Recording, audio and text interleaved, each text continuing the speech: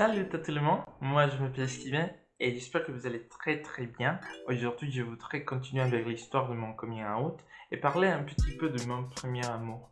Voilà, si ça. Pour commencer, je voudrais vous dire que peut-être pour beaucoup de vous, ce topic de le coming out n'est pas vraiment important, mais il y aura toujours quelqu'un qui a beaucoup de questions et c'est une façon aussi de normaliser parce que voilà, on existe. J'avais déjà fait une petite vidéo où je raconte l'histoire de la première fois que j'ai annoncé que J'aimais bien les garçons, voilà. si vous voulez la voir, vous pouvez trouver des vidéos. J'ai plus de vidéos ici dans cette. Mais maintenant, je voudrais vous dire qu'est-ce qui s'est passé après ça parce que les choses ont tourné un peu bizarres. Voilà. Ma mère a toujours essayé de trouver un moment pour m'offrir quelqu'un d'autre. Ou me demander précisément si j'étais en train de sortir avec une fille. Ou elle me disait tout le temps, tu vois cette fille-là, elle est très belle pour toi. Tu vois cette fille là-bas, oh là là, je voudrais te voir avec elle. Ouh. Je crois que je dois voir quelque chose. Ma mère m'a dit qu'elle n'a pas raconté l'histoire à mon père, mais j'ai noté qu'il est changé complètement avec moi. Basiquement, après ça, je me rappelle qu'il voulait me masculiniser de différentes manières et c'était fatal en fait parce que moi, je voulais pas jouer en football, je voulais pas sortir avec lui. J'avais pas des amis à l'école, c'est une chose vraiment drôle parce que j'étais tout seul tout le temps. Et même si on devait faire une activité ensemble avec les garçons, je voulais me tuer. Et la chose la plus importante, je voulais pas que quelqu'un me découvrait. Parce que je savais que j'aimais les garçons et voilà, je savais que c'était quelque chose de mauvais. Et c'est pour ça que je voulais me cacher, je voulais pas que quelqu'un le savait. Choices. En fait, un jour, je me rappelle que j'écoutais une conversation de mec qui parlait et je me rappelle qu'il disait qu'on pouvait savoir si quelqu'un était gay à cause de sa façon de marcher. Parce qu'apparemment, nous, les gays, quand on marche, il y a toujours un mouvement de féminin. Et voilà, c'est comme ça qu'on sait si quelqu'un est gay ou pas du tout. Maintenant que je suis déjà grande, je peux vous assurer, je peux vous dire, c'est pas comme ça. Il y a des gays qui vous voyez tout le temps, mais vous pourrez jamais dire ou imaginer que cette personne est gay ou pas.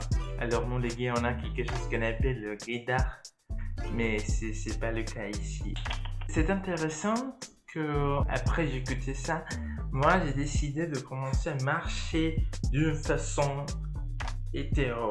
Alors c'est-à-dire je voulais pas faire le mouvement féminin, alors je marchais avec mes jambes comme ça, comme si j'étais un robot basiquement.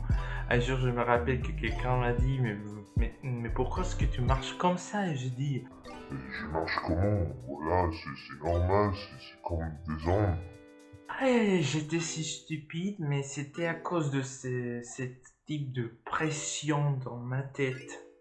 Luego en la secundaria recuerdo que pude conocer a dos personas muy importantes en mi vida, que fueron Tito y Fernanda, dos amigas de lo mejor. Ellas me ayudaron muchísimo con, no tanto en cuanto a cuestión de dudas, porque ya teníamos internet, sino yo lo diría como eran apoyo. Fueron las primeras personas a quienes les conté que yo era gay y lo tomaron con una naturalidad increíble. También tengo que admitir que en esa época era, bueno, pasamos por nuestra etapa emo, de lo cual no me avergüenzo, de hecho, porque fue una etapa muy bonita y aprendí muchísimas cosas y conocí a muchísima más gente como yo.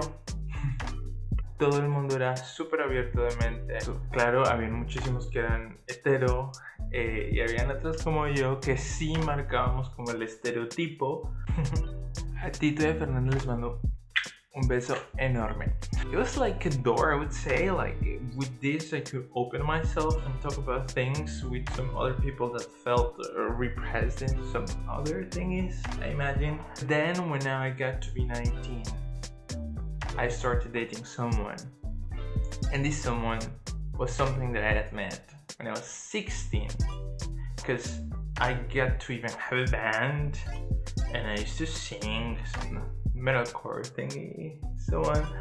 I remember we would go out, me with my girlfriend, because even if they were very tolerant, I wanted to keep this heteronormativity of a time where I was ashamed that probably if I would speak up, then a bigger spectrum of people will listen to it or know about it, or that I would be thinking that I could be exposed probably just in a bigger target or in a bigger group of people to be judged. We lost contact, and then guess what? 3 years later we get to meet again, and we are bigger, and I didn't even know that he liked boys. He was bisexual by the time. I have no idea what he should be now.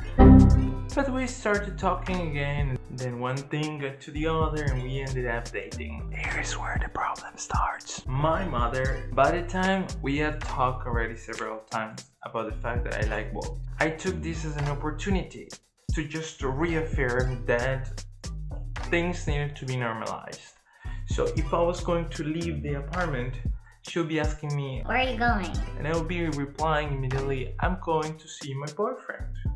That's it. She would get very, very mad at me, and she would start saying, What are you talking about? Who are you meeting? she'll be fighting, she'll be yelling, screaming, crying. Me not. I would be just thinking, you know what? To fight, you need two people, and I'm not in the mood, so I would leave.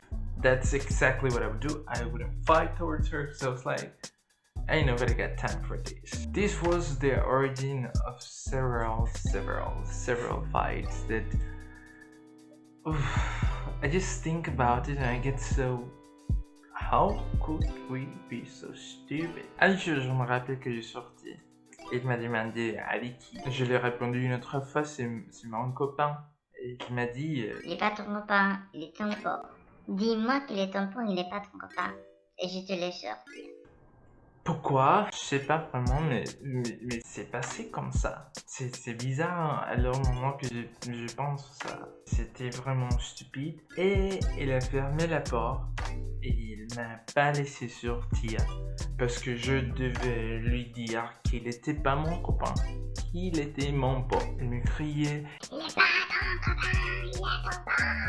et moi j'étais qui? Non maman, je t'ai dit déjà qu'il est mon copain. Et après ça, je me rappelle que peut-être j'étais dans l'ordinateur comme ça. Et elle venait et immédiatement elle a commencé. Steven, j'ai vu que tu as mis Tito ou faire Tito est une femme, voilà. Je sais, tout le monde pense que Tito est un mec, mais Tito est une femme. Et ma mère me disait, J'ai vu que tu partages beaucoup de temps avec Tito. T'as pas pensé que vous pouvez sortir ensemble? et moi j'étais toujours comme maman, tu sais que j'ai déjà mon copain, pourquoi tu veux me dire que je dois trouver une fille? Bref, avec mon copain, on n'est pas resté ensemble que 8 mois, c'était pas beaucoup de temps à la fin. Je l'ai quand comme mon premier amour parce que j'étais vraiment tombé amoureux de lui, mais à la fin il a changé pour quelqu'un d'autre et je suis devenu si dépendant de lui. C'était pas vraiment de l'amour, c'était mais. Aujourd'hui je peux le dire comme ça, c'était mais ce jour-là quand il m'a quitté, j'étais... Et après ça, après devoir terminer avec lui, ou après qu'il m'a quitté basiquement, et on continuait à ver ma mère pour beaucoup de temps. C'était je crois 4 ans, presque 5 ans. Después de eso me fui de mi casa. Porque hubo un momento en el que ya definitivamente no soportaba más seguir peleando con mi mamá, tener tantos problemas, disgustos, y yo quería salir una noche, y así me imaginaba que yo me iba a revolcar con el diablo, yo no sé qué se imaginaba, pero nada, yo ya tenía mi trabajo, encontré un lugar que quedaba a 5 minutos de mi trabajo y decidí mudarme.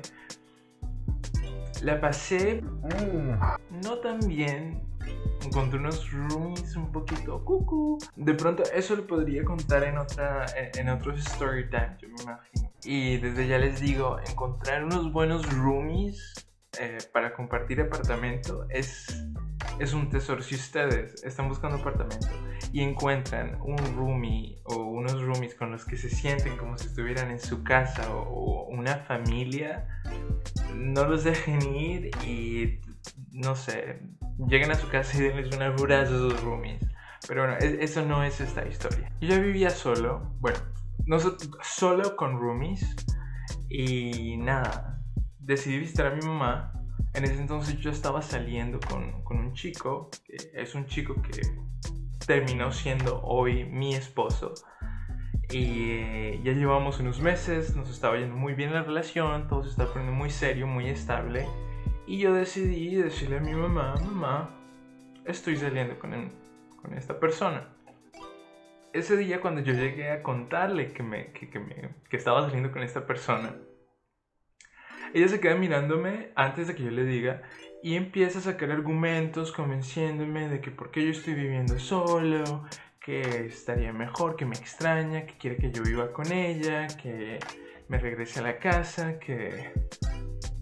Después de hablar varias cosas me di cuenta que lo que ella pensaba es que dentro de mi libertinaje viviendo solo pasaban muchas cosas de las cuales ella no tenía control. Lo cual entiendo un poco, pero hombre, yo ya tenía como 24 años. Digo, ¿no?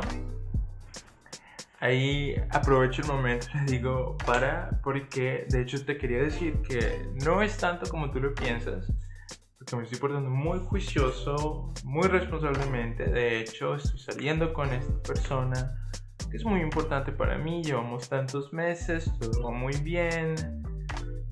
¡Pum!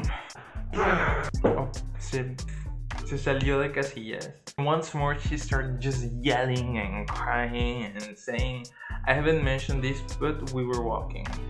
Because in a street actually, we were walking on a street. I went to their place and then we were going to buy some things at a shop. That was it.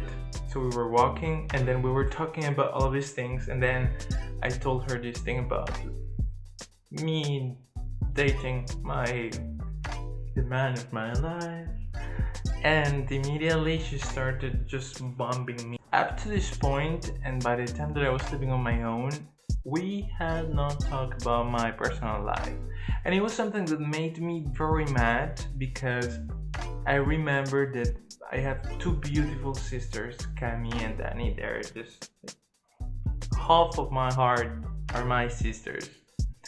And I remember that they would be talking about boys, and my mother would be very, oh, I'm so young, or I'm so open-minded. So she would sit with them and they would be talking about boys, who were they dating, and my mother was always very attentive with their ideas of boyfriends or anything. So, and she would be asking them if they like someone, and Well, then I would think that would never happen to me, to be honest.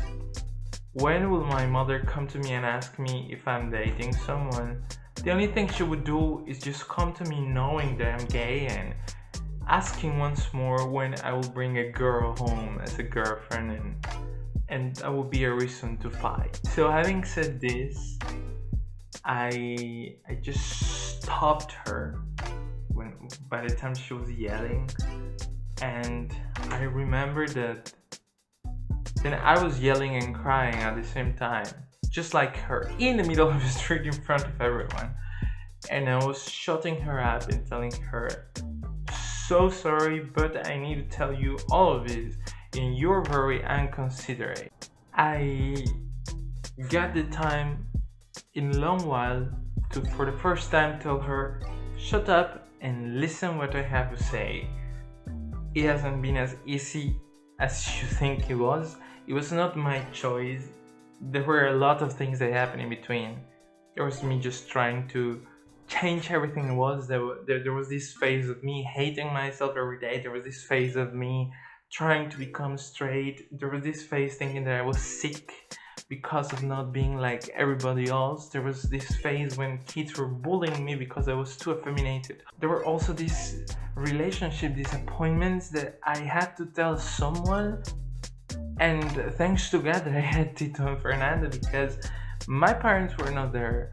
And I couldn't speak out my mind. I couldn't speak out because if I did, I knew it was going to be a fight. Half of my life was just banned or censored to my mother.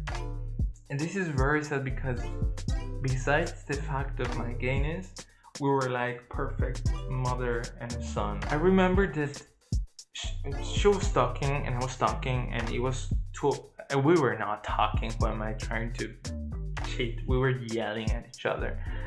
And what actually shut her up was the fact that I told her that she didn't know that the worst feeling that I ever had was thinking that she is a great mother. Having such a son to disappoint her out of something that I could not control on my own was what got her mouth closed. Bueno, en ese momento ella me abrazó y me dijo que todo estaba bien, que ella nunca se había sentido avergonzada ni decepcionada. Bueno, realmente no me dijo lo de avergonzada, pero dijo que me amaba sin importar con quién yo quisiera estar y que realmente nunca había estado decepcionada de mí.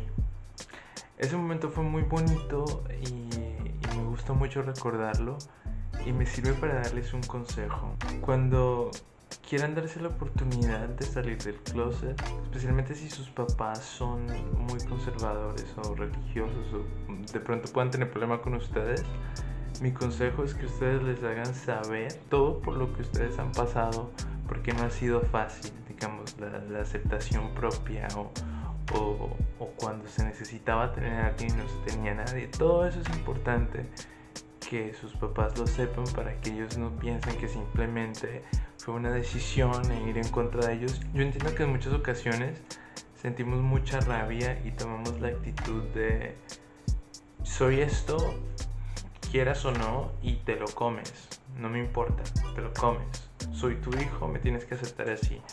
Bueno, muchísimas gracias por haber visto este video. Aquí se termina, digamos, como mi coming out. Me libero un poquito de haber terminado con esto. Me gustaría saber si de pronto ustedes que ven esto tienen alguna recomendación o alguna observación. Me lo pueden dejar saber en los comentarios. Muchísimas gracias por ver este video. I hope to see you later, and next time I could be talking about anything else. I'll get used to this little by little. Besos.